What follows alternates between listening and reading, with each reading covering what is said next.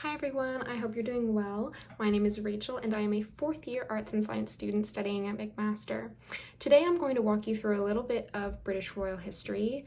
British royal history is fascinating to me and I thought I might share a story from 16th century England of Henry VII and his son Henry VIII, who has become one of the most famous monarchs in English history.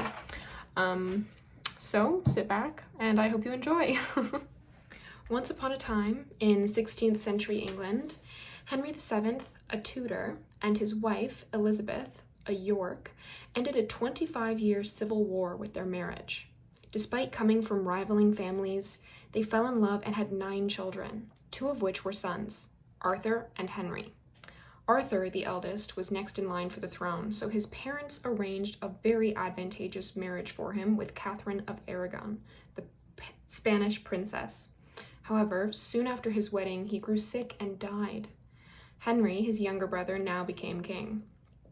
Catherine and Henry fell in love, and on the basis that she and Arthur never consummated their marriage, they got married.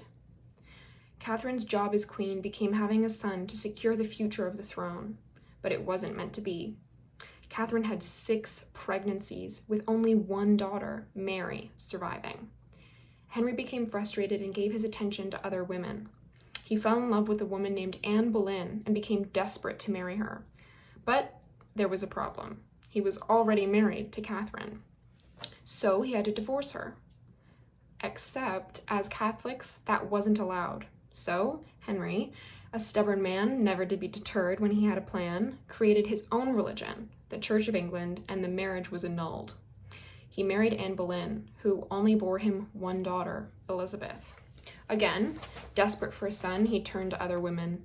He fell in love with Jane Seymour, but what was to be done with his current wife? He became convinced that she had committed adultery and had her beheaded on the same day as his engagement to Jane was announced. A little hypocritical, I know. Jane succeeded where her predecessors failed and gave birth to a son named Edward, but died in childbirth. Henry VIII was once again in want of a wife. A marriage was arranged for him with Anne of Cleves. He fell in love with her picture, but when she arrived to England, he was sorely disappointed. She was not the beautiful princess he expected, and he divorced her 6 months later. Next came Catherine Howard, a pretty ambitious young girl, but she was also pretty stupid and had an affair with one of Henry's staff. When he found out, she was beheaded too. Tired of all the drama, Henry wanted a more mature woman to spend his later years with. So he found Catherine Parr. She managed to keep her head, and they remained married until his death. His son Edward became king, but died young.